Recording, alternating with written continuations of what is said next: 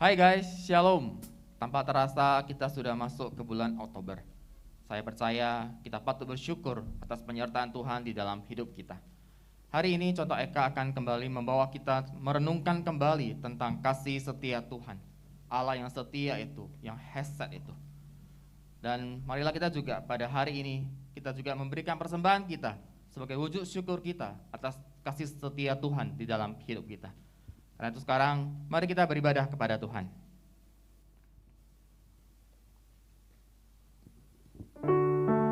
Oke teman-teman, sebelum kita memulai ibadah pada pagi hari ini, kita saat teduh sejenak.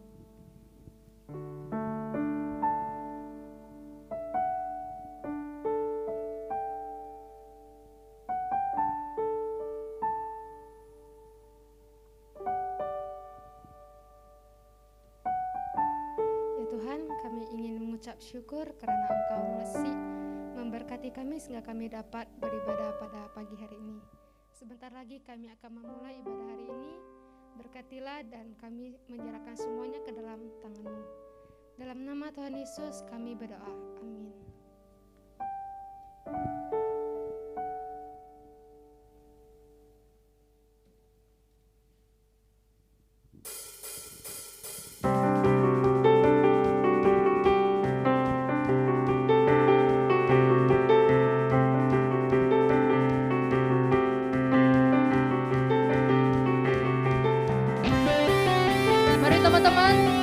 Mulai ibadah ini dengan mengangkat pujian Tuhan yang benar.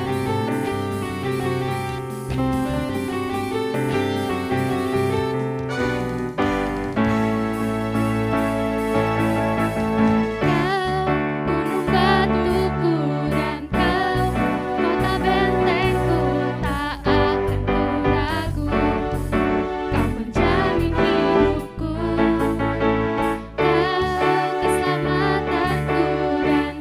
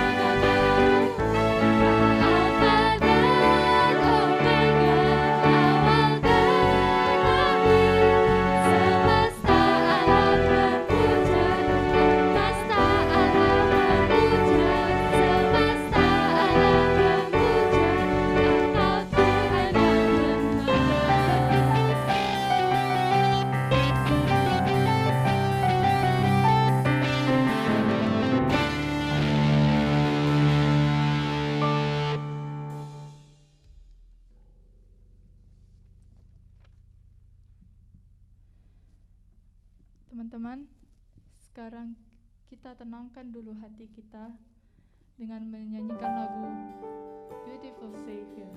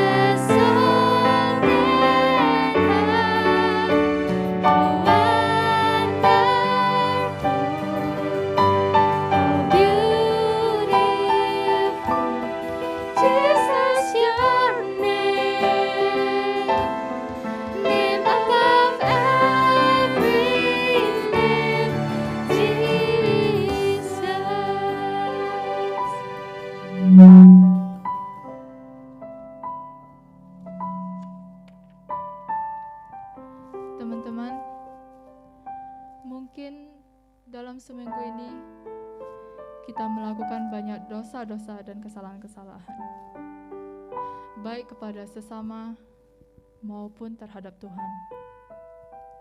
Oleh karena itu, marilah kita mengambil waktu sejenak untuk mengaku dosa kita di hadapan Tuhan. Mari kita bersatu dalam doa. Tuhan Yesus, Tuhan penyelamat kita, Beautiful Savior, God of all majesty. Kami mengucap syukur atas penyertaan yang telah Engkau berikan sehingga kami masih bisa beribadah dan memuji nama-Mu pada hari ini. Terima kasih juga Tuhan atas seluruh berkat yang Engkau berikan kepada kami selama ini. Tuhan, seringkali kami melakukan kesalahan baik kepada diri sendiri, sesama kami, dan juga kepada Engkau. Banyak dosa dan kesalahan yang bahkan merugikan orang lain hingga lalai dalam menjalankan perintah-Mu Tuhan. Namun kami sadar betapa banyak dosa yang telah kami perbuat. Namun Tuhan tiada hentinya memberikan berkat dan mengasihi kami, sehingga kami sangat merasa bersalah. Maka dari itu, Tuhan, kami memohon agar Engkau mengampuni dosa dan kesalahan yang telah kami perbuat.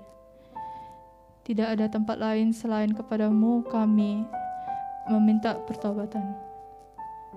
Karena Engkaulah Tuhan yang penuh kasih, Beautiful Savior. Berkatilah kami agar tidak lagi melakukan perbuatan salah. Bimbinglah kami ke jalan yang benar. Berkati kami ya Tuhan. Hanya di dalam nama-Mu Tuhan Yesus saja kami berdoa. Amin. Mari kita menaikkan pujian Beautiful Savior sekali lagi.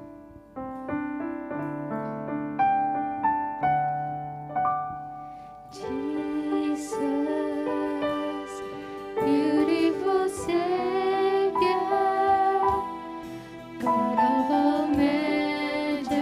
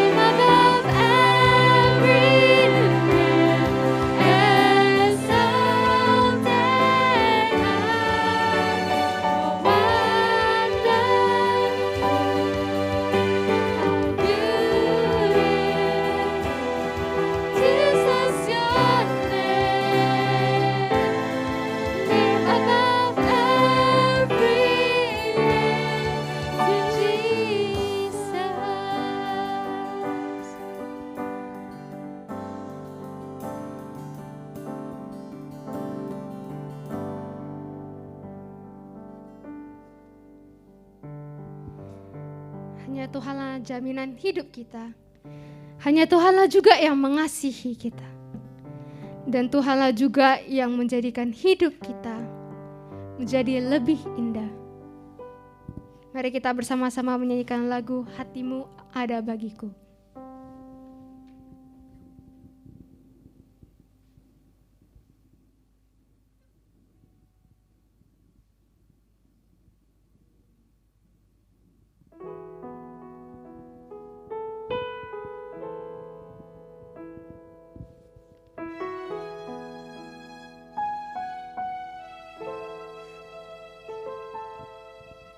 Lebih dari yang telah ku pinta, lebih dari yang telah ku pikirkan, semuanya Engkau sediakan dalam hidupku.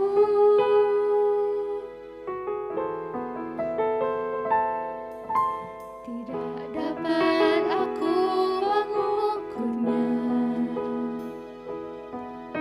atau dapat aku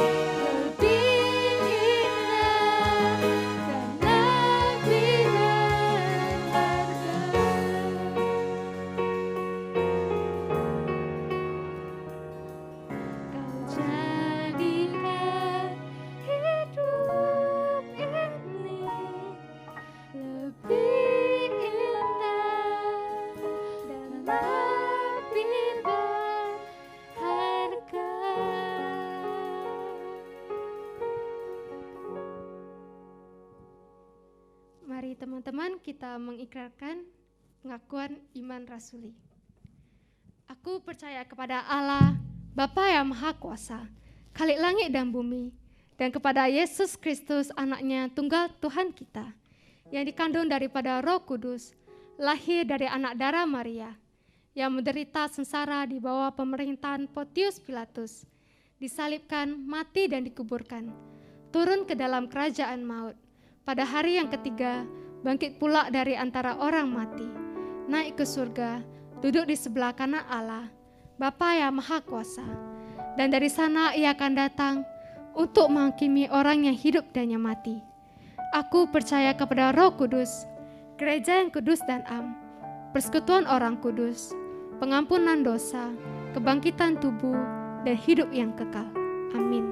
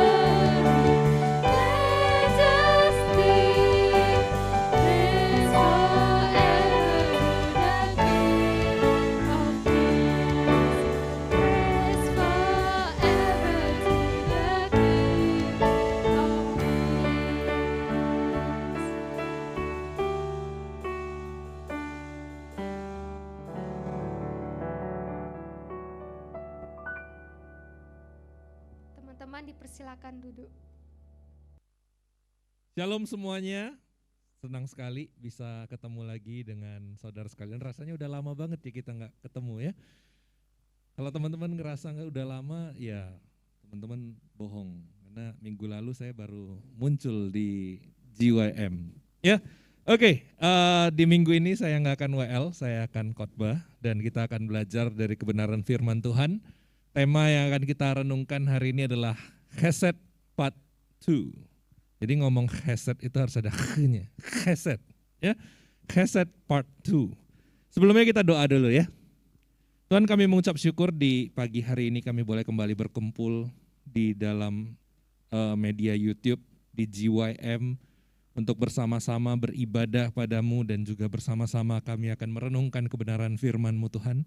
Engkau yang hadir di dalam setiap hati kami, Engkau yang hadir di dalam ibadah kami ini, Engkau yang hadir juga untuk menyatakan kebenaran-Mu melalui firman Tuhan yang akan kami pelajari, yang akan kami renungkan di pagi hari ini. Kami serahkan waktu ini ke dalam tangan-Mu Tuhan, biarlah kiranya Engkau boleh berbicara dan kami punya hati dan telinga yang siap untuk mendengar, hati yang juga siap untuk diubahkan. Di dalam nama Tuhan Yesus kami berdoa dan mengucap syukur. Amin. Ya, pada tanggal 20 Agustus ya, sekitar bulan lalu ada sebuah kejadian ya, nggak tahu teman-teman tahu atau enggak kejadian ini. Kejadiannya terjadinya itu di GYM gitu ya. Kejadiannya adalah disampaikan sebuah khotbah dengan tema Chesed juga ya. Karena itu hari ini Chesed Part 2, kalau saudara lupa dengan Chesed Part 1-nya itu, teman-teman boleh ngecek lagi, balik lagi ke 20 Agustus 2021, tapi nanti habis ibadah ini aja yang khotbah itu adalah Pendeta Ros ya. Nah, hari ini kita akan masuk Chesed Part 2, tapi bukan sambungan langsung dari khotbah yang sebelumnya, hanya saja temanya sama gitu ya. Dan message yang mau disampaikan juga adalah sebuah peringatan bagi kita. Saya akan bacakan satu bagian firman Tuhan dari Mika pasal yang ke-7. Kita boleh cek dari Alkitab kita masing-masing ya. Mika pasal 7 ayat 14 sampai ayat 20. Ya, Mika pasal 7 ayat 14 sampai ayat 20. Saya akan bacakan buat kita sekalian. Ya, kalau teman-teman bisa buka Alkitab silakan, kalau enggak teman-teman boleh pause dulu, teman-teman boleh baca dulu, go through ya. Atau saudara juga boleh sambil dengerin tapi dengan fokus ya. Mika pasal 7 ayat 14 sampai ayat yang ke-20. Gembalakanlah umatmu dengan tongkatmu, kambing domba milikmu sendiri yang terpencil mendiami rimba di tengah-tengah kebun buah-buahan. Biarlah mereka makan rumput di Basan dan di Gilead, seperti pada zaman dahulu kala, seperti pada waktu engkau keluar dari Mesir. Perlihatkanlah kepada kami keajaiban-keajaiban. Biarlah bangsa-bangsa melihatnya dan merasa malu atas segala keperkasaan mereka. Biarlah mereka menutup mulutnya dengan tangan dan telinganya menjadi tuli. Biarlah mereka menjilat debu seperti ular, seperti binatang menjalar di bumi. Biarlah mereka keluar dengan gemetar dari kubunya dan datang kepada Tuhan Allah kami dengan gentar, dengan takut kepadamu.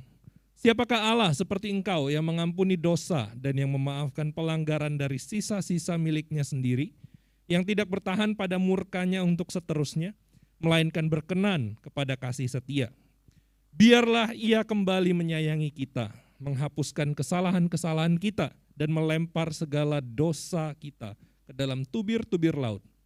Kiranya engkau menunjukkan kasih setiamu kepada Yakub dan kasih-Mu kepada Abraham, seperti yang telah kau janjikan dengan bersumpah kepada nenek moyang kami sejak zaman purba kala. Ya, teman-teman, sekali lagi tema kita adalah chesed. Chesed itu artinya adalah kasih setia. Dan kasih setia ini adalah kasih setia yang bukan cuma sekadar mengasihi dengan perasaan, bukan hanya sekadar mengasihi karena menyayangi gitu ya. Tapi kasih setia ini berbicara soal di satu sisi mengasihi, di sisi lain juga ada kesetiaan di dalamnya, artinya kasih yang tidak luntur, tidak menurun gitu ya. Dan di dalamnya juga ada sebuah kegirangan, ada juga sebuah kemurahan ya di dalam kasih setia itu. Nah, seringkali kasih setia ini juga disejajarkan ya dengan kalau di perjanjian baru ya agape gitu ya, kasih dari Allah gitu. Nah, teman-teman, di dalam kitab Mika ini ya, terutama di dalam ayat yang tadi kita baca itu, kembali lagi dituntut Israel itu untuk atau umat Tuhan ya, dituntut untuk memberikan atau menyatakan kasih setia kepada Tuhan. Kalau di yang sebelumnya kita juga belajar itu dari kitab Hosea gitu ya. Nah, chesed ini atau kasih setia ini sudah dinyatakan oleh Tuhan dan itu menjadi salah satu karakter atau salah satu kekhasannya Tuhan, yaitu dia adalah Allah yang penuh dengan kasih setia dan juga dia menuntut untuk umatnya itu memiliki kasih setia. Nah, teman-teman, di dalam kitab Mika ini ada teguran-teguran yang Tuhan sudah sampaikan melalui Nabi Mika. Ya, tegurannya disampaikan baik itu kepada Israel atau ditujukan kepada Samaria, ibu kota dari Israel, dan juga kepada Yerusalem, ibu kota dari kerajaan Yehuda. Jadi umat Tuhan secara keseluruhan itu ditembak habis di dalam kitab ini. Namun bukan hanya sekadar nembakin kesalahan-kesalahan mereka, indahnya adalah Tuhan menjanjikan kasih setianya itu dinyatakan melalui pengharapan-pengharapan yang ditujukan atau diberikan kepada umat Israel kalau mereka mau kembali kepada Tuhan. Kepada umat Tuhan ketika mereka mau berbalik kepada Tuhan. Dan Mika pasal 7 ini adalah sebuah doa, sebuah permohonan, dan sebuah ajakan buat orang-orang itu kembali lagi kepada Tuhan, permohonan supaya Tuhan kembali lagi kepada umatnya. Nah, ketika dikatakan Tuhan kembali kepada umatnya bukan berarti bahwa Tuhan itu jauh atau pergi dari umatnya. Cuma memang umatnya itu yang pergi menjauh dari Tuhan sehingga mereka tidak bisa lagi menikmati Tuhan. Nah, kita akan lihat ya, di 7 ayat 14 itu digambarkan permohonan dari bangsa Israel dan umat Yehuda gitu ya, bangsa Yehuda dan Israel diharapkan mereka punya kerinduan dan permohonan supaya Tuhan itu menggembalakan mereka kembali dan menggembalakan mereka dengan tongkatnya ya. Dan mereka menyatakan diri, kamilah domba milikmu, kambing domba milikmu, kami domba milikmu sendiri. Ya, yang sudah lama tersesat, yang sudah meninggalkan Tuhan. Tuhan gembalakan kami, kembalikan kami kembali kepada Tuhan yang adalah gembala, dan bukan hanya itu, kembalikan kami seperti dahulu kala, supaya gembalaanmu ini, supaya domba kambingmu ini boleh makan kembali rumput di Basan dan di Gilead. Nah, ini adalah dua tempat yang pada waktu itu menjadi tempat favorit bagi para penggembala untuk membawa domba-domba mereka, karena di situ terkenal dengan rumput yang terbaik. Ya, saya nggak tahu teman-teman punya makanan favorit yang bagi teman-teman yang terbaik gitu ya. Tapi ibaratkanlah kalau teman-teman punya makanan entah itu mie atau mungkin western food atau apapun gitu yang menurut teman-teman terbaik gitu ya. Dan teman-teman berdoa berharap, Tuhan bawa saya untuk bisa kembali makan di situ, makan gratis sepuasnya. Doanya itu kira-kira seperti itu. Bawa kami kembali ke padang rumput di Basan dan di Gilead sebagai domba gembalaanmu, supaya kami boleh menikmati makanan yang terbaik, kualitas yang terbaik, dan kami bisa makan dengan sepuasnya. Karena kami sudah mengalami pimpinanmu, kami sudah mengalami penyertaanmu. Dan digambarkan kembali, datanglah pimpin kami seperti engkau membawa keluar bangsa kami Israel ini dari Mesir. Seperti mujizat-mujizat, keajaiban-keajaiban yang sudah engkau kerjakan. Kami mau lihat lagi itu, kami mau alami lagi itu. Pada waktu itu Israel sedang berada di dalam bersiap-siap untuk mengalami pembuangan. Karena mereka sudah ditantang nanti ya, kalian akan melihat Asyur, kalian akan melihat Babel mendatangi kalian, dan Mika ini hidup di zaman yang sama dengan zamannya Yesaya ya, di zaman pemerintahannya Hizkia gitu ya. Dan siap-siap kalian untuk dibawa ke pembuangan. Dan di sini Mika itu sudah mengatakan, Tuhan, kami tahu kami akan dibuang, kami tahu kami akan mengalami satu kesulitan. Tapi Tuhan, biarlah ini menjadi satu proses daripada Tuhan untuk membawa kami di dalam penggembalaan daripada Tuhan. Dan uniknya ya, dikatakan di ayat 14 tadi ya, gembalakanlah umatmu dengan tongkatmu. Teman-teman, guna dari tongkat penggembalaan itu di satu sisi untuk mengarahkan domba-domba, tapi di sisi lain kalau domba-dombanya itu memang nakal, bandel gitu ya, tongkat gembala itu ada bagian melengkungnya gitu. Itu digunakan untuk narik domba itu ya. Biasanya memang di leher gitu ya, tapi kalau ditarik ya pasti sakit gitu ya. Pasti nggak enak. Dan sesekali domba-domba itu juga perlu untuk dipukul ya dengan tongkat itu.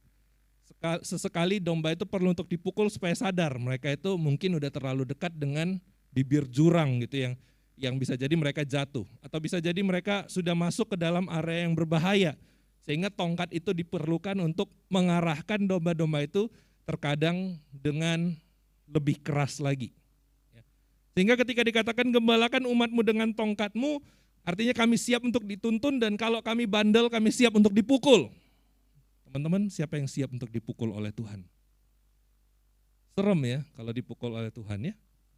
Tapi sesekali Tuhan mengizinkan, bahkan mungkin sering kalau di kehidupan kita gitu ya, Tuhan mengizinkan hal-hal yang menjadi pukulan bagi hidup kita. Dan mungkin kita menanggapi pukulan-pukulan daripada Tuhan itu sebagai, waduh saya sudah dihukum Tuhan. Waduh saya tidak disayangi oleh Tuhan. Waduh saya sudah ditinggalkan oleh Tuhan. Sehingga dia izinkan pukulan demi pukulan terjadi di dalam hidup saya. Teman-teman, kalau kita menyadari bahwa pukulan daripada Tuhan atau arahan daripada Tuhan itu adalah untuk menggembalakan kita, untuk mengembalikan kita, maka kita perlu belajar bahwa, oh Tuhan ternyata sayang sama saya. Tuhan ternyata mengasihi saya, bahkan mengasihinya bukan cuma dengan kasih sayang yang tadi, yang kayak sayang pacar kalian ke kalian, sesekali itu bisa menghilang juga gitu ya. Kasih setia Tuhan tidak berkesudahan. Bukankah itu digambarkan oleh pemazmur, bahwasanya untuk selama-lamanya kasih setia Tuhan. Bahwasanya untuk selama-lamanya chesed-nya Tuhan. Dan itu juga yang mengarahkan kita untuk kembali lagi kepada Tuhan. Digambarkan lagi bahwa Tuhan itu berkuasa untuk membungkam musuh-musuhnya Israel. Pada waktu itu mereka udah tahu kejayaan atau kehebatan Asyur, kehebatan Babel gitu ya. Tapi terutama ya mereka belum mengalami, belum melihat, belum kena dengan pukulan itu dari Babel. Tapi mereka sudah punya kerinduan, kalau seandainya kami di bawah kekuasaannya Babel atau Asyur nantinya, biarlah Tuhan menyatakan kuasa-Mu dan membungkam mereka. Mereka menutup mulutnya dengan tangan, mereka telinganya jadi tuli gitu ya, mereka menjilat debu seperti ular, seperti binatang yang menjalar, biar mereka keluar dengan gemetar dan datang kepada Tuhan dengan gentar. Selalu tujuannya apa? Bukan supaya Israel itu kelihatan sebagai umat Tuhan. Tapi tujuan dari penggembalaan Tuhan adalah supaya memperlihatkan Tuhan yang menjadi Tuhan, yang menjadi Allah atas Israel. Fokusnya kembali lagi adalah Tuhan, Tuhan, dan Tuhan. Teman-teman, apakah hidup kita selama ini kita fokuskan pada diri kita sendiri? Dengan maunya saya sendiri, dengan kesukaannya saya sendiri, seenaknya saya sendiri. Teman-teman, contoh aja. Ini teman-teman lagi ibadahnya itu lagi tiduran, teman-teman lagi duduknya itu juga duduknya itu yang selonjoran aja, yang santai gitu ya, handphone di atas gitu. Atau ibadahnya dari laptop, sedangkan handphone teman-teman nyala dengan games teman-teman gitu ya. Di mana fokus teman-teman di dalam ibadah ini? Sekali lagi, kalau mungkin teman-teman ke-skip gitu ya. Di mana fokus teman-teman di dalam ibadah ini? Apakah pada kesukaan dan keinginannya teman-teman? Atau pada kesukaannya Tuhan, keinginannya Tuhan? Fokusnya itu di Tuhan. Yang mana? Kalau mau fokus ke Tuhan, tinggalin dulu yang lain. Lepasin dulu yang lain, fokus ibadah. Mungkin kalau teman-teman masih ngantuk, oke, pause dulu video ini, pause dulu YouTube-nya. Jam segini masih ngantuk, terlaluan juga ya. Pause dulu, cuci muka dulu, jalani dulu ibadah dengan sungguh-sungguh, dengan hati yang tertuju pada Tuhan. Karena fokusnya adalah Tuhan. Itu juga yang disampaikan oleh Mika gitu ya kepada orang Israel, kepada umat Allah. Ketika kalian diselamatkan oleh Tuhan, jangan sombong dengan bangga. Ingat, bangsa-bangsa lain aja yang mengalami Tuhan, mereka bisa gemetar. Dan bukankah itu yang seharusnya terjadi? Supaya mereka pun gemetar, supaya mereka takut kepada Tuhan dengan gentar, supaya mereka datang kepada Tuhan. Dan ayat 18, ini menjadi satu doa, menjadi satu kerinduan, menjadi satu pertanyaan bagi diri kita sendiri. Walaupun pertanyaan ini sepertinya ditujukan kepada Tuhan, tapi ini menjadi refleksi. Siapakah Allah seperti Engkau yang mengampuni dosa dan yang memaafkan pelanggaran dari sisa-sisa miliknya sendiri, yang tidak bertahan dalam murkanya untuk seterusnya, melainkan berkenan kepada chesed. Teman-teman, Tuhan mengharapkan umat Israel itu kembali kepada Tuhan, berfokus kepada Tuhan, dan bukan hanya itu, hidupnya itu memancarkan chesed juga, memancarkan kasih setia juga, mengeluarkan atau mewujud nyatakan kasih setia di dalam kehidupannya. Tadi saya katakan kasih setia itu ya di satu sisi mengasihi, mencintai, mengagumi, mengagungkan. Di sisi lain ada kesetiaan di dalamnya. Tapi sisi yang ketiga yang saya katakan tadi, ada kemurahan di dalamnya, ada satu kebaikan yang terpancar dari dalamnya. Tuhan menyatakan chesed-nya itu dengan mengampuni kita, dan mengampuninya itu bukan dengan cara yang yaudah kamu David, kamu Helen, kamu siapapun itu dosamu saya ampuni, lunas, udah enggak ada lagi. Bukan dengan gampang seperti itu. Tapi dengan anaknya yang tunggal datang ke dalam dunia, menjadi wujud nyata chesed-nya Tuhan. Menjadi bukti Tuhan itu chesed kepada umatnya. Tuhan itu memiliki chesed dan Tuhan itu sendiri adalah chesed itu sendiri. Dinyatakan supaya kita semua boleh dikuduskan, boleh dipulihkan, boleh kembali lagi kepada Tuhan. Lihat lagi, fokusnya adalah Tuhan. Dan kita diselamatkan, kita diampuni. Tujuannya supaya orang-orang di luar sana yang banyak yang belum kenal Tuhan boleh benar-benar akhirnya ngelihat Tuhan yang hidup, Tuhan yang benar, Tuhan yang nyata. Teman-teman, seberapa banyak sih kalian itu punya teman yang belum percaya sama Tuhan Yesus? Saya yakin dan percaya bahkan saya sendiri juga mengalami bahwa ada orang-orang di sekeliling saya yang saya tahu mereka menyebut diri sebagai Kristen tapi mereka belum sungguh-sungguh atau mereka tidak kenal siapa itu Tuhan Yesus. Dan ini menjadi bagian dari hidup kita ketika kita hidup di dalam hesetnya Tuhan. Kita memancarkan heset itu supaya mereka semua juga boleh mengenal Allah yang heset, Allah yang memiliki kasih setia itu. Seperti dinyatakan di dalam Keluaran pasal 34 ayat yang ke-6, teman-teman boleh ngecek sendiri. Di situ Allah dinyatakan sebagai Allah yang heset, Allah yang adalah kasih setia itu. Dan Tuhan mengampuni kita. Supaya kita menyadari bahwa ada Tuhan yang begitu luar biasa. Siapa seperti Engkau yang mengampuni dosa dan yang berkenan kepada kasih setia. Di ayat 19 unik sekali, teman-teman kalau ngecek ya dari ayat 14 sampai ayat 18, kemudian ayat 20 itu kayaknya fokusnya atau subjeknya Engkau atau Tuhan, Engkau Tuhan, Engkau Tuhan. Tiba-tiba di sini di ayat 19 dikatakan biarlah ia kembali menyayangi kita. Loh, apakah penulis Alkitab atau si Mika ini salah nulis gitu ya?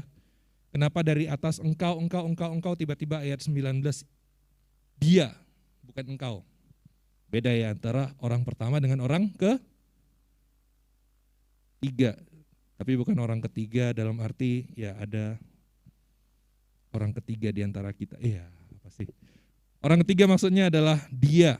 Ya, artinya bahwa ayat 19 ini ditujukan kepada umat Tuhan. Jadi ketika ini menjadi doa sampai di ayat 19,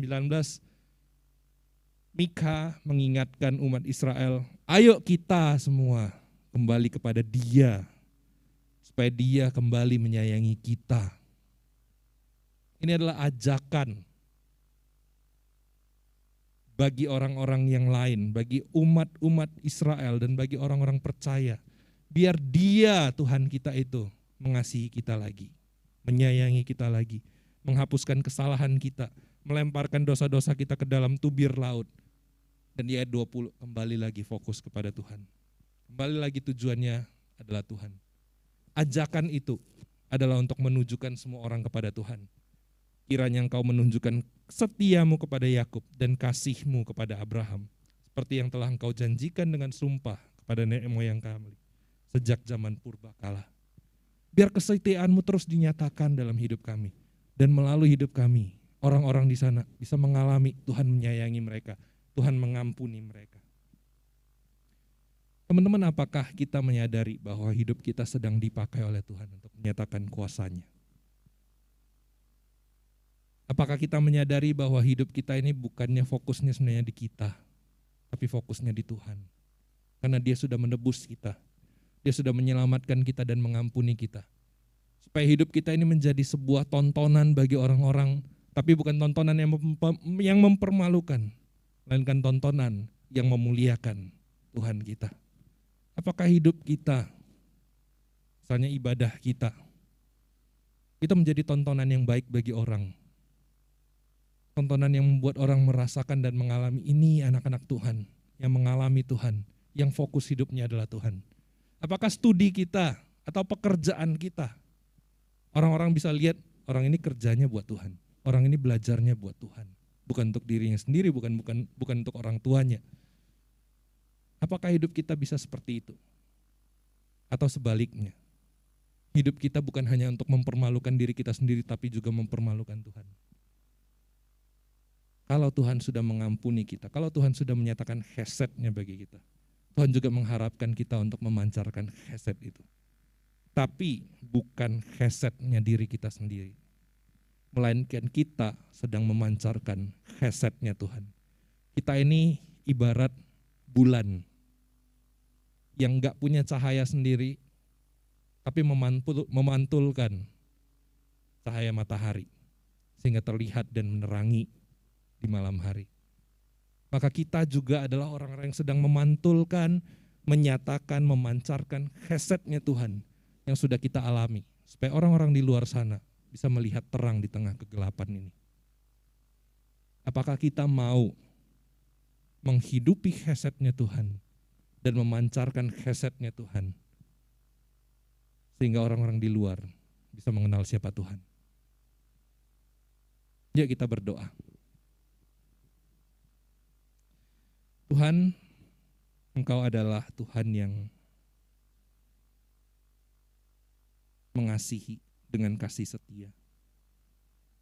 Dan kasih setiamu itu tidak akan berlalu. Kasih setiamu kekal untuk selama-lamanya. Dan kami adalah orang-orang yang sudah dan sedang mengalami kasih setiamu. Dan orang-orang yang rindu untuk terus-menerus mengalami, merasakan kasih setiamu itu Tuhan.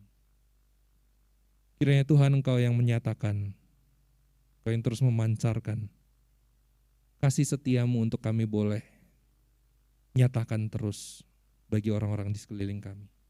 Dan ingatkan kami Tuhan bahwa hidup kami bukan fokus di diri kami sendiri, tapi fokusnya adalah Tuhan. Terima kasih untuk kebenaran firman-Mu Tuhan, dan terima kasih untuk ibadah kami pada pagi hari ini.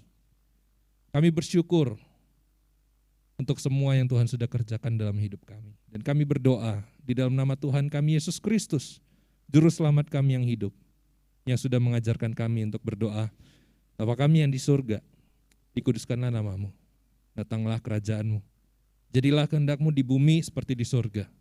Berikan kami pada hari ini makanan kami yang secukupnya, dan ampunilah kami akan kesalahan kami, seperti kami juga mengampuni orang yang bersalah pada kami. Dan janganlah membawa kami ke dalam pencobaan, tapi lepaskanlah kami daripada yang jahat. Karena Engkau yang punya kerajaan dan kuasa dan kemuliaan sampai selama-lamanya. Amin.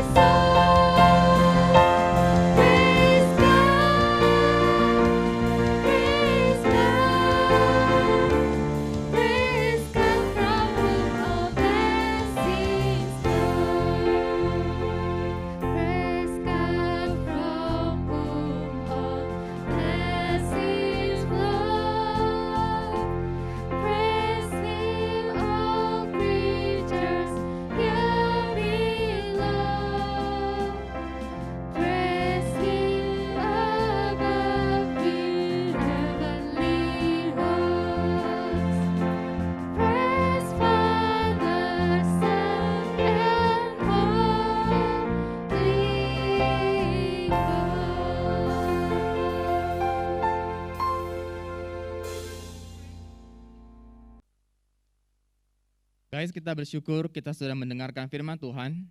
Kita punya Allah yang setia kepada kita, dan marilah kita juga hidup kita boleh memancarkan kasih setia Tuhan kepada orang lain. Nah, hari ini tidak ada pengumuman, cuma satu saja, taat prokes. Happy Sunday, God bless you all.